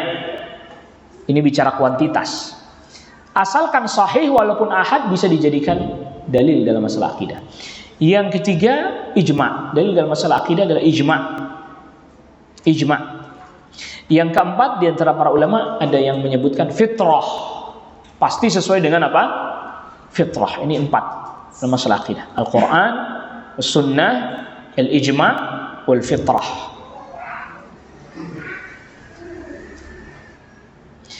Lalu kemudian selanjutnya Syekhul Islam Ibnu Taimiyah rahimahullahu taala menyebut al-firqah an-najiyah, al-mansurah, Ahlus Sunnah wal Jamaah. Dari mana ini semua diambilkan? Ini semua diambilkan dari hadis. Ya, diambilkan dari hadis. Yaitu hadis iftiraqul ummah, hadis perpecahan ummah. Jadi ini ada beberapa sebutan. Ahlus Sunnah wal Jamaah memiliki beberapa sebutan. Ya. Yang pertama al-firqah an-najiyah. Itu diambilkan dari hadis sabda Nabi sallallahu alaihi wasallam, diriwayatkan Abu Dawud, Tirmidzi, An-Nasa'i dan yang lainnya. Dan di antara lafadznya hadis tersebut adalah iftaraqatil yahud ala 71 firqatan kulluha finnar illa wahidah. Orang Yahudi berpecah menjadi 71 golongan, semuanya diancam neraka kecuali satu. Waftaraqatin nasara ala 72 firqatan. An-Nasara berpecah menjadi 72 golongan, kulluha finnar illa wahidah. Semuanya diancam neraka kecuali hanya satu. Wa sataftariqu hadhil ummatu ala 73 firqah. Umat ini akan terpecah menjadi 73 golongan. Kulluha finnar, semuanya diancam neraka illa wahidah, kecuali hanya satu. Lalu kemudian di sebagian riwayat Rasul SAW ditanya, "Ya Rasulullah, manil firqatun najiyah?" Wahai Rasulullah, siapa yang selamat itu? Siapa satu yang selamat itu siapa? Maka dari sinilah diambilkan Ahlus Sunnah adalah al-firqah an-najiyah. Di dalam satu riwayat Nabi menjawab, "Man kana ala mithli ma ana alaihi al-yawma wa ashabi." Mereka yang berada semisal seperti yang aku pegang dan juga para sahabatku pegang hari ini. Wa fi riwayatin, di dalam riwayat yang lain ketika Rasul ditanya siapa yang selamat itu, Rasul menjawab al-jamaah. Rasul menjawab apa? Al-jamaah. Maka dari situ ada istilah tadi Ahlus Sunnah wal Jamaah, jamaah. Yang selamat adalah jamaah. Yang dimaksud dengan al-jamaah adalah yang mereka yang bersepakat berkumpul di atas kebaikan seperti para sahabat radhiyallahu anhum ajma'in. Ya. Dalam masalah pokok-pokok agama usuluddin. Lalu kemudian datang dari mana istilah At-Ta'ifah Al-Mansurah? At-Ta'ifah Al-Mansurah ini datang dari hadis juga yang sahih, diriwayatkan oleh Al-Imam Al-Bukhari dan Imam Muslim. Rasulullah SAW bersabda, "La tazalu ta'ifatun min ummati 'alal haqqi zahirin." Akan terus ada sekelompok dari umatku yang mereka nampak berada di atas kebenaran. Dalam lafaz yang lain, 'alal haqqi mansurin. Akan ada sekelompok dari umatku yang dia diberi pertolongan oleh Allah terus berada di atas kebenaran. Mansurin. Dari situlah diambil kata-kata at-ta'ifah al-mansurah. Ia kelompok yang ditolong oleh Allah Rabbul Alamin. Lalu kemudian dari mana Ahlus Sunnah? Kalau tadi jamaahnya sudah. Ahlus Sunnahnya dari mana? Diambilkan dari mana? Di antaranya diambilkan dari hadisnya Irbad bin Sariyah radhiyallahu anhu, diriwayatkan Abu Dawud di antaranya, di mana Rasulullah sallallahu alaihi wasallam bersabda, "Fa innahu may ya'ish minkum ba'di fa sayara ikhtilafan katsira." Siapa yang hidup setelahku nanti akan melihat perselisihan yang banyak. Fa 'alaikum bi sunnati wa sunnatil khulafa'ir rasyidin al-mahdiyyin min ba'di. Berpeganglah kalian kepada sunnahku dan sunnahnya khulafa ar-rasyidin setelahku. Berpeganglah kalian kepada sunnahku, ahlus sunnah. Dalam hadis iftiraqul ummah, al-jamaah, ahlus sunnah wal jamaah. Dalam hadis iftiraqul ummah, manil firqatun najiyah, siapa kelompok yang selamat. Dalam hadis yang lain disebutkan, la tazalu ta'ifatun min hadhil ummah alal haqqi mansurin. Akan ada kelompok dari umat ini yang selalu mendapatkan pertolongan dari Allah di atas kebenaran. Mansur, ta'ifah mansurah. Maka istilah ahlus sunnah wal jamaah, istilah al-firqatun najiyah, istilah at-ta'ifah al-mansurah, itu adalah istilah yang diambilkan dari hadis-hadis Rasul sallallahu alaihi wasallam. Nah, adapun istilah yang digunakan oleh sebagian orang atau termasuk istilah yang dibenarkan oleh juga para ulama, bahkan tadi digunakan oleh Al-Imam Az-Zahabi, mu'taqadun salafiyun. Ini juga istilah yang digunakan oleh para ulama juga. Ringkasnya, siapa ahlus sunnah wal jamaah? Ahlus sunnah wal jamaah, mereka adalah yang berpegang kepada Al-Quran, berpegang kepada sunnah, berpegang kepada ijma'. Mereka lah ahlus sunnati wal jamaah. Ya, di dalam ijma' ini terdapat pemahamannya sahabat, terdapat ijma'nya sahabat, pemahamannya sahabat terdapat di dalam ijma' ini. Seperti tadi kita sudah katakan, ijma' boleh bahkan bisa dijadikan hujjah dalil walaupun hadis itu hadis ahad, itu ijma'.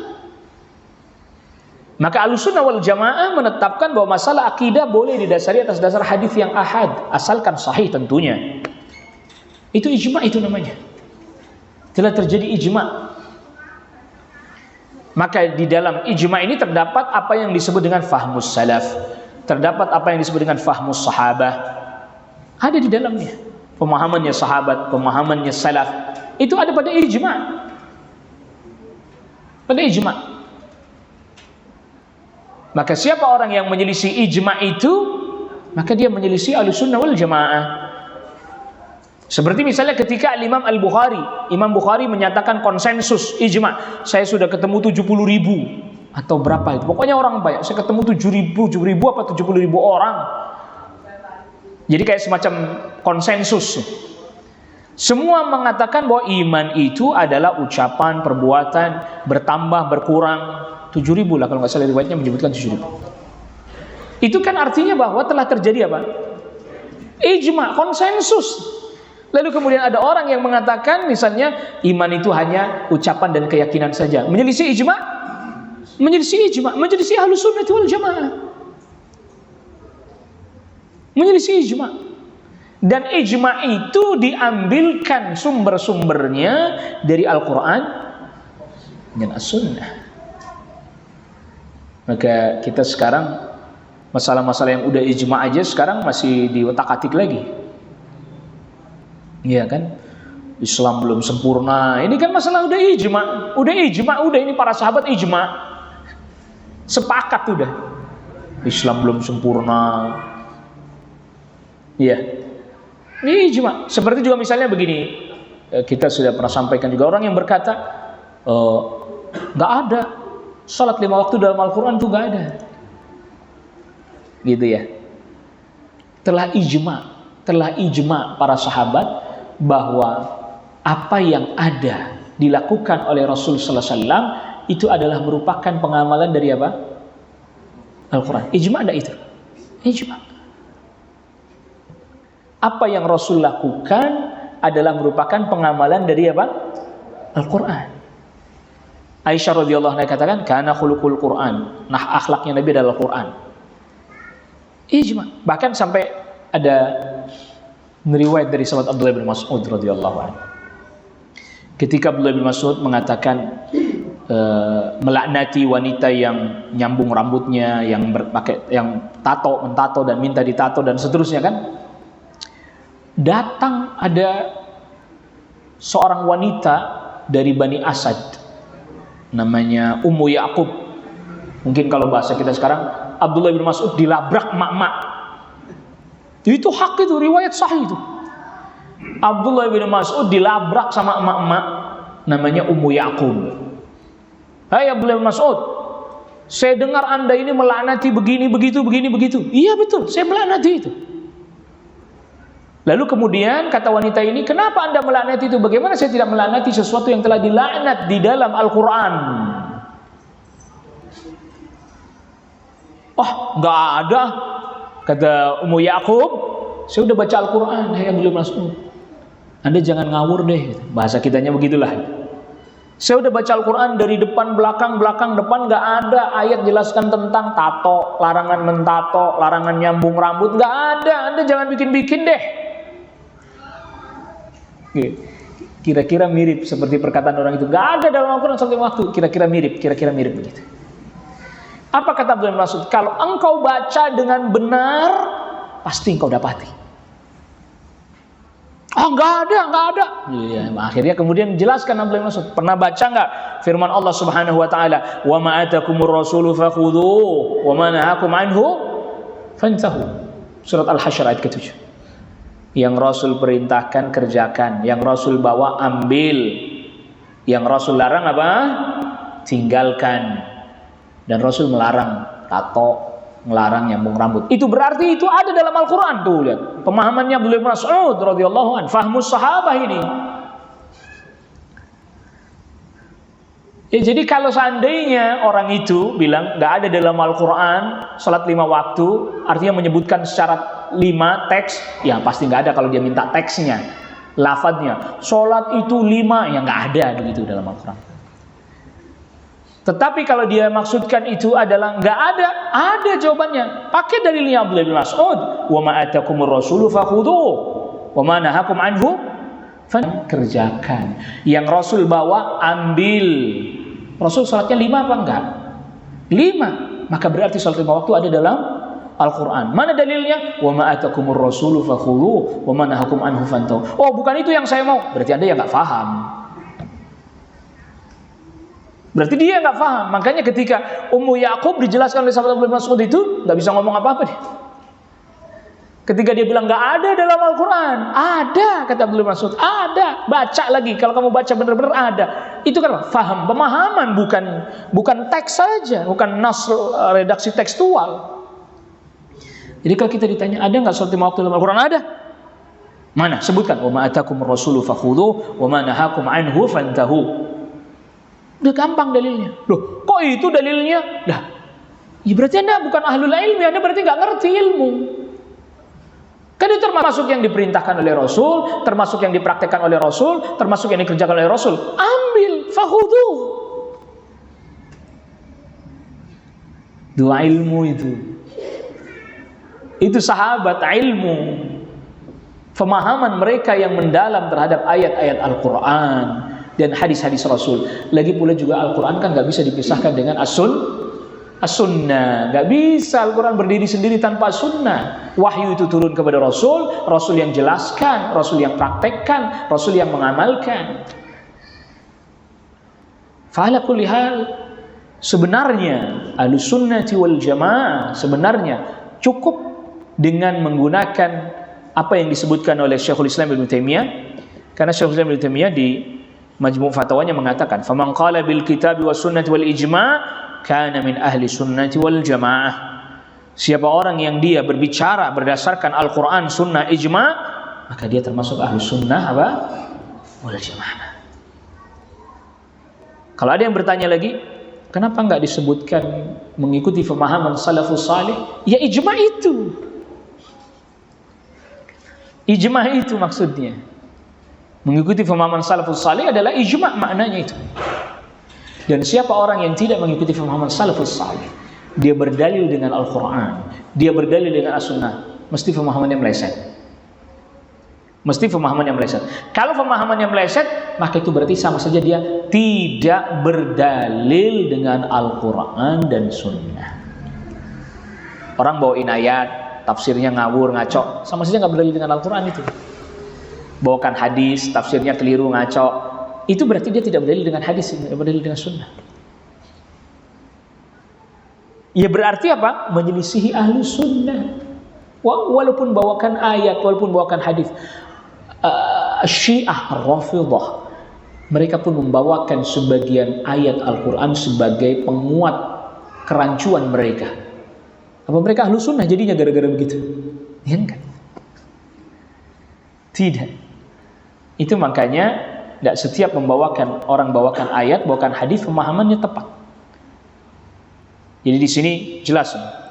Jadi Syekhul Islam Ibnu Taimiyah di Majmu' Fatawa mengatakan bahwa siapa orang yang dia berkata berdasarkan Alkitab, yaitu Al-Quran, was sunnah dan sunnah, wal ijma' dan ijma', kana min ahli sunnati wal jamaah, maka dia termasuk ahli sunnah wal jamaah. Definisi ahli sunnah wal jamaah begitu. Kenapa disebut jamaah? Berkumpul bersatu di atas hak, di atas kebenaran yang dipegang oleh para sahabat, oleh Rasul, para sahabat dan generasi terbaik. Walaupun akhirnya di belakang sendirian. Ya, jelas makna al-jamaah itu ya. Bahwa makna al-jamaah adalah yang berpegang dengan apa yang dipegang oleh Rasul sallallahu alaihi wasallam, jamaahnya para sahabat, jamaahnya tabi'in, jamaahnya tabi'ut tabi'in. Ya ijma' itu tadi kan. Berarti ijma' itu. Maka al-jamaah itu berarti ijma' tadi, karena yang dimaksud adalah jamaatus sahabah, jamaahnya tabi'in, jamaahnya tabi'ut tabi'in. Nah, kalaupun ada seseorang berpegang kepada apa yang dipegang oleh para sahabat, tabi'in, tabi'ut tabi'in, di akhir zaman dia sendirian, disebut jamaah, tetap dia disebut jamaah walaupun sendirian. Sebagaimana perkataannya sahabat Abdullah bin Mas'ud radhiyallahu an, al-jama'atu ma kana 'alal haqq wa in kunta wahdak. Jamaah yang dimaksud adalah yang berada di atas kebenaran walaupun engkau akhirnya sendirian. Bukan jamaah berarti yang ormas, bukan. Ini kan aneh, ini ada yang menafsiri bahwa yang dimaksud dengan jamaah adalah ormas. Maka kita di akhir zaman ini harus memiliki ormas. Kalau tidak jamaah. Itu muskil. Terus tafsirnya siapa ini jamaah ini tafsirnya? Maka kita jelasin maknai jamaah berdasarkan tafsirnya dari sahabat. Dari Abdullah bin Mas'ud radhiyallahu anhu. Jamaah itu berada di atas kebenaran, mengikuti sahabat, tabi'in, tabi'ut tabi'in. Walaupun engkau akhirnya di belakang sendirian, tetap antum jamaah. Yaitu tadi berada di atas ijma. Makanya orang yang menyelisih ijma, menyelisih para sahabat, menyelisih tabi'in, menyelisih tabi'ut tabi'in, mereka adalah orang-orang yang menimbulkan perpecahan. Mereka lah ahlul furqah, orang-orang yang senang perpecahan. Nah, maka jamaah dengan furqah, persatuan dengan perpecahan ini, ukurannya apa? Ukurannya ngikutin sahabat, tabi'in, tabi'ut tabi'in. Itu ukurannya. Dalam masalah apa? Dalam masalah yang mereka ijma. Jangan kita menyelisihi sesuatu yang mereka sudah ijma, sepakati. Baik termasuk misalnya ayat-ayat sifat, ayat-ayat terkait dengan sifat-sifat Allah. Itu ijma. Mereka cara memahami ayat-ayat itu telah ijma, metodenya telah diijma'kan oleh mereka. Amiruha kama ja'at, berlakukan ayat-ayat itu sebagaimana dia datang. Maknanya dari sisi bahasa itu mereka telah melakukan ijma atau telah terjadi ijma. Walaupun masa mereka berbeda-beda, waktu mereka beda-beda, tapi perkataan mereka sama. Itulah mengapa disebut orang yang di belakang walaupun dia sendirian al-jamaah, karena perkataannya akan sama dengan perkataan jamaatus sahabah, jamaah tabi'in. Itu bersatu di atas hak kebenaran yang dipegang oleh Rasul, para sahabat, tabi'in dan tabi'ut tabi'in. Wallahu ta'ala ala wa alam. Ini yang bisa kita bahas sebagai muqaddimah pada pertemuan kita kali ini. Nanti insyaallah di pertemuan selanjutnya bulan depan, karena sudah pegang kitab, berarti ada yang baca. Ada yang baca terjemahnya itu sama matannya. Jadi antum ada yang baca. Giliran boleh. Terutama yang ngantuk baca itu. Gitu ya. Di metode ngajinya nanti begitu. Karena punya terjemahnya. Kalau belum ada nanti insya Allah mudah-mudahan bulan depan kita bawakan lagi terjemahnya. Yang belum kebagian mudah-mudahan kebagian. Yang udah kebagian jangan 2 kali.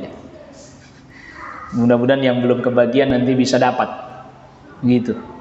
Jadi metodenya dibaca, ada Arabnya, ada terjemahnya. Nanti kita syarah, kita berikan penjelasan.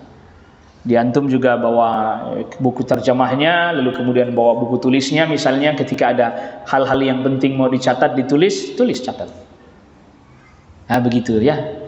Sehingga betul-betul kita mengkaji risalah ini betul-betul bisa optimal ya. Bisa optimal. Makna-makna yang kita butuhkan bisa kita dapat. Termasuk tadi misalnya definisi Ahlussunnah wal Jamaah. Enggak susah-susah definisinya. Iya, dia berbicara berdasarkan Al-Quran, Sunnah dan Ijma'. Nah itu Ahlussunnah wal Jamaah. Dibicara pakai Al-Quran tapi tafsirnya tidak jelas kemana-mana. Nah, ini enggak mengikuti metode Ahlussunnah ini. Dan bahkan itu akan menimbulkan semakin luas perpecahan. Sebagaimana sebagian orang berkata, loh ada dalilnya juga dalam Al-Quran, tapi maknanya enggak ketemu. Misalnya contohnya. Firman Allah Subhanahu wa taala, "Ya ayyuhalladzina amanu taqullaha wabtaghu ilaihil wasilah." Wahai orang-orang beriman, bertakwalah kalian kepada Allah dan carilah wasilah kepada Allah Rabbul Alamin.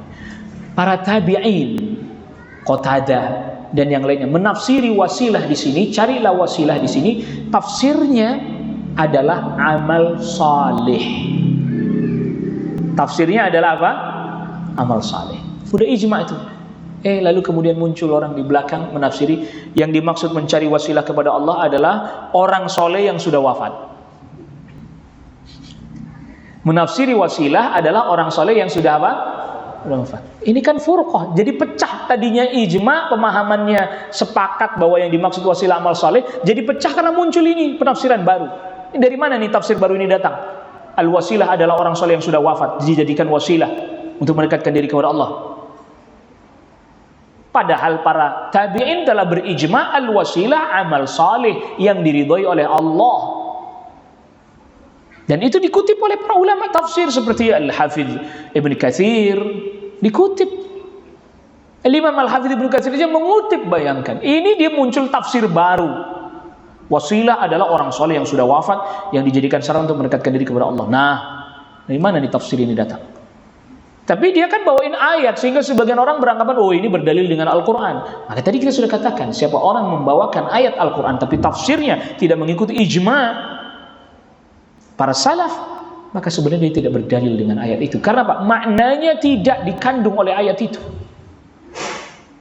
Maka sebenarnya dia tidak berdalil dengan ayat Al-Quran itu. Nah, masih banyak lagi contohnya. Masih banyak lagi contoh gitu, bawain ayat tapi tadi tafsirnya nggak ngikutin.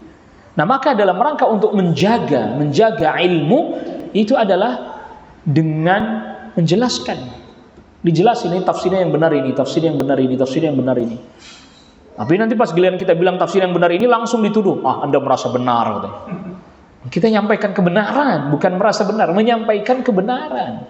Kebenaran itu ablaj, jelas terang. Enggak samar bagi mereka yang mau memperhatikan dan menelitinya. Naam. Dan pertemuan yang akan datang kita akan membahas tentang al-iman, karena Syekhul Islam Ibnu Taimiyah membahas tentang al-iman. Maka memang pembahasan akidah yang pertama kali yaitu membahas tentang arkan al-iman, rukun iman. Ya. Jadi permasalahan akidah pertama kali adalah membahas tentang rukun iman yang 6. Wallahu taala a'la wa a'lam. Dan syarah yang akan kita berikan tentu tidak panjang lebar karena waktu yang kita miliki juga tidak begitu banyak. Jadi syarahnya ringkas tapi kita upayakan poin-poin pentingnya kita dapatkan. Karena kalau mau kita kita berikan penjelasan syarah panjang lebar gitu, kayak waktu yang kita miliki tidak begitu banyak. Jadi kita cukupkan dulu kajian kita kali ini. Naam, ada pertanyaan? Tafadhal ya. Ya. Tadi disebutkan Syekhul Islam itu nulisnya di dalam tiara. Nah itu kenapa Ustaz? Sebab akibatnya tidak. penjara ini? Kalau risalah ini, Aqidah Wasithiyah ini tidak ditulis di penjara, tidak. Yang Aqidah Wasithiyah ini tidak. Tapi ada karya lain, beliau tulis di penjara karena tuduhan-tuduhan. Jadi beliau itu dituduh memiliki akidah yang menyimpang. Terus ya kalau yang kayak sekarang rame itu ya mujassimah lah gitu. Akhirnya kemudian dipenjara dengan sebab itu karena ada orang-orang yang menuduh beliau dengan tuduhan-tuduhan yang tidak mendasar.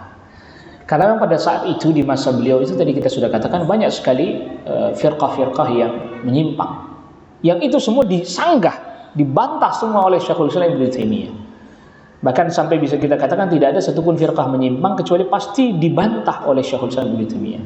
Maka mereka merasa ya mungkin bahasa kitanya ya gak nyaman ya, kepanasan. Ini orang kok merasa benar sendiri, kalau bahasa sekarang begitu. Semua salah, semua dibantah, semua disanggah, merasa benar sendiri. Akhirnya dilaporkan kepada penguasa pada saat itu dengan tuduhan-tuduhan yang tidak ada pada beliau. Sampai akhirnya kemudian dipenjara. Tapi di penjara tetap aja belajar menulis kitab dan seterusnya. Allah Akbar. Sampai 2 atau 3 kali beliau pernah di penjara, keluar masuk penjara. Sampai bahkan wafatnya beliau di penjara itu. Wafatnya dalam keadaan di penjara di Qal'ah di Damaskus, salah satu penjara yang ada di Damaskus. Ya karena tadi sebab tuduhan-tuduhan. Tetapi itu di para ulama mereka bersabar ya menghadapi ujian dalam menjelaskan al-haq, dalam menjelaskan kebenaran. Ini tidak mudah memang. Menjelaskan al-haq, menjelaskan kebenaran itu tidak mudah. Karena banyak orang yang nanti akan merasa, bahasa kita sekarang, tersinggung. Jadi kalau kemudian dakwah itu janganlah menyinggung-nyinggung dan seterusnya. Kita nggak nyinggung, kita cuma jelasin yang hak ini, yang batil ini. Lah adapun ada orang yang tersinggung, masa kita jadi mikirin perasaan orang satu persatu, kan susah ya. Misalnya antum di sini ya akhi ada yang punya pemikiran yang tadinya keliru, menyimpang. Lalu biar antum gak singgung, anda gak nyinggung-nyinggung masalah itu, kan gimana? Kan biar lurus, yang keliru lurus. Kalau memang masih ada hal yang memang kurang berkenan, kan bisa diskusi toh. Dan itu gak harus hari ini tuntas diskusi itu. Dan itu para ulama dulu begitu metodenya. Tadi Syekhul Islam Taimiyah, saya kasih penangguhan waktu 3 tahun. Siapa yang gak setuju, ada yang keliru dari risalah saya, silahkan datang. Kalau memang ternyata keliru, saya rujuk. Tuh, saya rujuk. Syekhul Islam Taimiyah terbuka. Saya kasih waktu, siapa yang gak setuju dengan risalah yang saya tulis ini, silahkan datang. Bawakan buktinya, bawakan hujahnya, bawakan dalilnya. Gitu. Tapi kadang kita hari ini sudah budaya diskusi sudah mulai hilang, gitu kan? Akhirnya kemudian ya tuduhan, oh ini aliran nggak benar, alirannya semuanya begitu. Ini karena sebab itu diantaranya Syekhul Islam Ibnu Taimiyah rahimahullah taala di penjara, wallahu a'lam. Nah, masih ada lagi. Fadhal. Ya jadi nanti ini panitia giliran, suruh pilih orang giliran baca. Nanti selanjutnya. Jangan nggak hadir, suruh baca malah nggak hadir. Wow, disuruh baca, lu cuma baca di, nggak masuk kamera, nggak masuk kamera, nggak. Dia ngumpet, anda boleh bacanya ngumpet boleh. Tapi pakai pengeras. Jadi biar kajiannya itu nggak satu arah ya. Kalau aneh ceramah aja gitu, satu arah banget gitu. Kalau dibaca, antum lihat dulu terjemahnya. Oh ini menjelaskan pada poin ini, pada kalimat ini. Nah, udah mulai agak meningkat, berarti nuntut ilmunya metodenya sudah mulai agak meningkat. Biar lebih bersemangat. Ya, kitabnya ada, walaupun kitab kecil ini antum hatam ini berarti antum menguasai akidah Ahlussunnah wal Jamaah. Walaupun secara global ya. Walaupun secara global, karena nanti ada permasalahan yang rinci-rinci, detail-detail, ya butuh lagi itu ulasan yang lebih mendalam lagi. Nah, fadhal, masih ada, fadhal. Mengapa Syekhul Islam, Ustaz? Apakah memang menguasai lebih banyak ilmu dibanding ulama yang lain? Ini. Jadi sebenarnya gelar Syekhul Islam itu banyak diberikan, disematkan kepada selain Ibnu Taimiyah rahimahullah taala. Ya sebagian orang ada menggelari Al-Ghazali dengan Syekhul Islam, Hujjatul Islam, bahkan Hujjah Islam. Luar biasa ya. Lalu kemudian ada ulama dari mazhab Syafi'i, muridnya Al-Hafidz Ibnu Hajar Al-Asqalani, Syekh Zakaria Al-Ansari, itu pun digelari Syekhul Islam.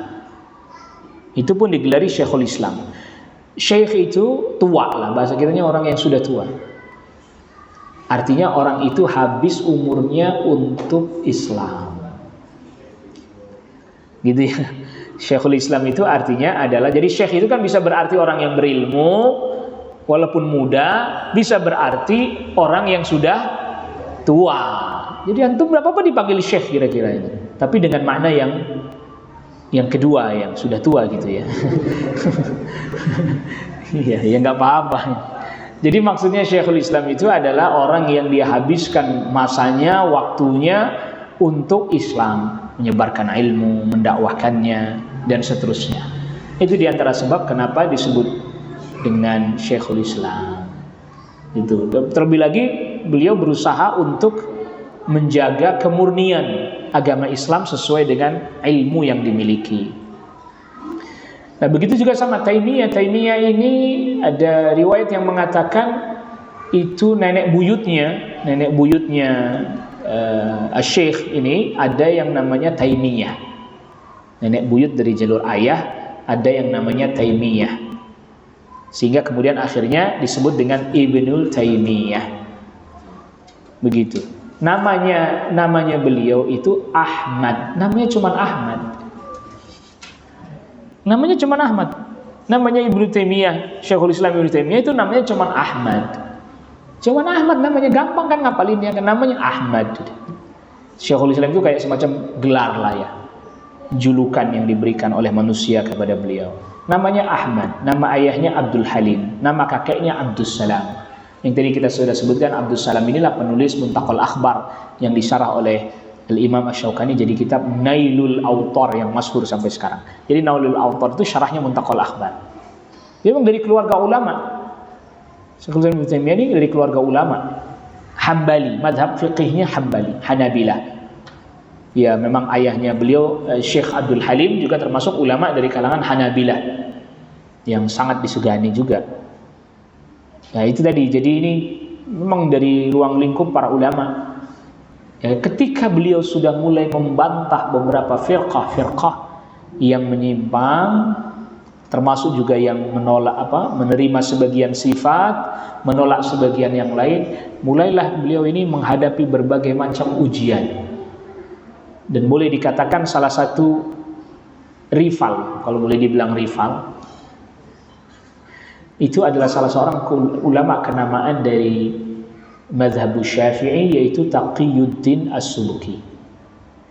Taqiyuddin As-Subki itu boleh dibilang rivalnya Syekhul Islam Ibnu Taimiyah. Artinya rival itu beliau seringkali menyanggah karena membolehkan misalnya tadi bertawassul dengan orang saleh yang sudah wafat. Taqiyuddin As-Subki membolehkan disanggah oleh Syekhul Islam Ibnu Taimiyah. Di para ulama dahulu dia sanggah-sanggahan tapi dengan cara ilmu. Sampai sebagian orang mungkin kalau membaca karya Syekhul Islam Ibnu Taimiyah itu akan terbersit di dalam benaknya bahwa ini orang senang kali debat gitu. Karena tadi banyak menyanggah.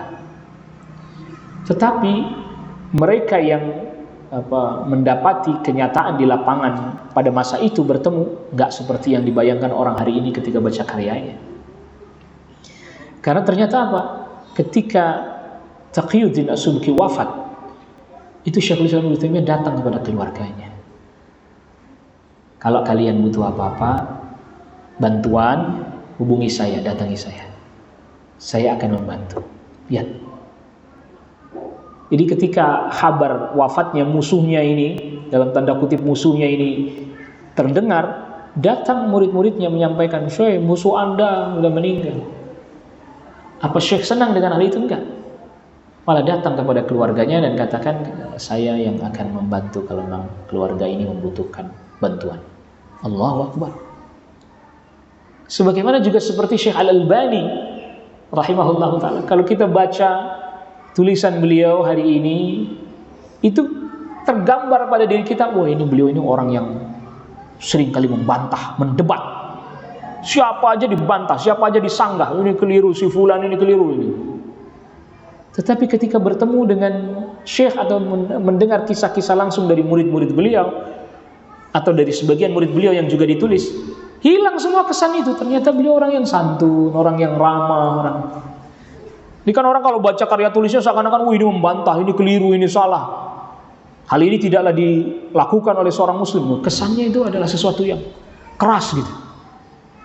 Nggak tahunya ketika ketemu langsung nggak begitu. Makanya pernah kan beliau sempat ada diskusi panjang dengan Syekh Hamud At-Tuwaijiri, salah seorang ulama Saudi, Riyadh. Syekh mengunjungi Riyadh, lalu kemudian Syekh diundang untuk hadir atau mendatangi tempatnya Syekh Hamud At-Tuwaijiri. Itu para murid-murid itu, wah ini kita akan melihat apa yang terjadi nih. Iya kan, bukunya isinya bantah-bantahan, yang ini bantah yang itu. Giliran ketemu, ya pelukan, ngobrol, senyum, bincang-bincang. Kok nggak kayak yang di buku nih? Yang di buku kayaknya musuhan, berantem gitu ya. Tapi giliran ternyata pas ketemu langsung apa? Enggak. Itulah seperti itu orang mukmin. Ulama begitu. Biasa dalam hal ilmu diskusi, saling membantah. Tapi tadi ketemu ya udah biasa, aja biasa. Karena itu masalah ilmiah, masalah diskusi, ijtihad. Ya kayak gitu. Kadang kita makanya mau dapat figur orang dari baca saja kurang. Mesti ada muridnya yang menceritakan baru kita dapat. Enggak begitu ternyata. Bahkan ada kaset menarik. Ada satu kaset, tapi sekarang sudah banyak di-upload juga di YouTube. Diskusinya Syekh Al-Albani rahimahullahu taala dengan Syekh Salih bin Abdul Aziz Al-Syeikh, mantan Menteri Agama Saudi yang sebelum ini, bukan yang sekarang, yang sebelum ini. Sekarang udah kelihatan sepuh beliau, sudah kelihatan memutih jenggotnya. Pas kita dengerin suara kasetnya, itu ketika Syekh Salih bin Abdul Aziz Al-Syeikh masih muda, suaranya masih muda banget. Tapi Syekh Al-Albani suaranya sudah sangat tua sekali. Itu manggil Syekh Salih Abdul Aziz Al-Syeikh cuma Salih, ya Salih, ya Salih, ya. Seperti anaknya. Jadi Syekh Al-Albani rahimahullah adalah seperti berdiskusi dengan anaknya sendiri, ya Salih. Itu diskusinya tentang udzur bil jahl. Diskusi tentang udzur bil jahl. Yang Syekh Salih bin Abdul Aziz Al-Syeikh berbeda pandangan dengan Syekh Al-Albani terkait dengan masalah udzur bil jahl. Syekh Salih bin Abdul Aziz Al-Syeikh katakan bahwa mazhab para ulama kami di Najd tidak seperti itu. Artinya udzur tidak terlampau lapang, tidak terlampau sempit, tapi ada beberapa poin yang tidak ketemu, tidak berjumpa. Tapi akhirnya ya tetap saling menghormati. Syekh Salih bin Abdul Aziz Al-Syeikh sampai hari ini menghormati Syekh Al-Albani rahimahullahu taala. Enggak lantas kemudian menjuluki Syekh Al-Albani dengan murji'ah, irja'. Maka betullah kata para ulama ketika Syekh bin Baz wafat, disusul dengan Syekh Al-Albani, Syekh Utsaimin rahimahumullahu jami'an, perpecahan makin meluas. Hatta di Saudi sendiri pun mulai terjadi perpecahan. Dulu masalah udzur bil jahl dari dulu udah diskusi antara para ulama Saudi dengan Syekh Al-Albani, dan pada saat itu pun hadir Syekh Ali Hasan Al-Halabi pun hadir mengetahui hal itu, menyaksikan hal tersebut juga. Gak ada masalah. Gak ada yang menuduh Syekh Al-Albani dari kalangan para ulama Saudi, gak ada yang menuduh Syekh Al-Albani murji'ah, gak ada yang menuduh Syekh Ali Hasan Al-Halabi murji'ah, gak ada. Tapi ketika mereka sudah wafat, para ulama-ulama senior yang sudah wafat, hari ini udah mulai terjadi perselisihan makin besar. Maka betul para ulama itu mereka menjadi sebab-sebab juga tertutupnya pintu-pintu perselisihan. Tapi ketika mereka wafat, udah mulai nih. Hari ini ya sudah, kita fokus saja untuk ilmu belajar. Bukan masalah menjuluki siapa dengan julukan apa, mencocokkan. Maka ini hari ini kita mulai belajar akidah wasithiyah, berusaha kita mencocokkan apa yang menjadi i'tiqad kita, keyakinan kita, perilaku kita, ucapan kita dengan apa yang disebutkan oleh para ulama Ahlus Sunnah wal Jamaah. Kita cocok nggak? Kita di situ nggak gitu? Kita jangan selalu orang lain di sini nggak sesuai nggak? Kita mulai diri kita sesuai nggak, itu dulu. Jangan kita berbangga dengan sebutan-sebutan, julukan-julukan gelar, tapi ternyata apa yang kita yakini nggak sesuai dengan i'tiqadnya Ahlus Sunnah wal Jamaah. Maka oleh karena itu nanti di belakang ada yang menarik juga. Ini Syekhul Islam Ibnu Taimiyah setelah membahas tentang akidah Ahlus Sunnah wal Jamaah pun memberitahukan tentang bagaimana akhlaknya, bagaimana amar ma'ruf nahi munkar, bagaimana akhlaknya Ahlus Sunnah wal Jamaah. Nanti dijelaskan juga di dalam risalah ini. Oke, ini risalah walaupun kecil, nafi'ah, sangat bermanfaat bagi kita, dan mudah-mudahan kita bisa mengkajinya sampai selesai. Ya, wallahu a'lam. Wa sallallahu ala nabiyyina Muhammadin wa alihi washabbihi wa sallama tasliman katsira. Subhanakallahumma bihamdik, asyhadu an la ilaha illa anta astaghfiruka wa atubu ilaik. Wassalamu alaikum warahmatullahi wabarakatuh.